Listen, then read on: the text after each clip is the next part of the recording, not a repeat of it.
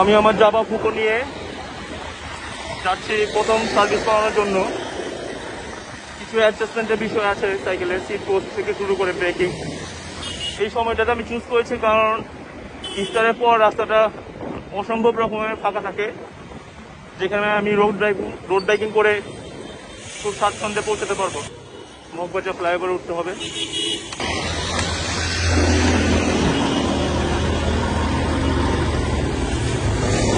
স্পিডটা একটু বাড়িয়ে দিই। এই সাইকেলিং করে আমি গত 4 বছরে ভালো পরিমাণে ফ্যাট লস করেছি। মাসেলও কিছুটা লস হয়েছে, তবে ওইটা অ্যাকসেপ্টেবল।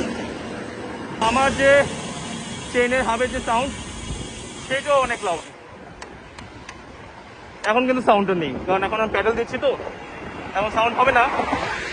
যখন আইডিয়াল অবস্থায় থাকবে, এই যেমন এখন আইডিয়াল, এখন আমার হাত থেকে নয়েজ বের হচ্ছে।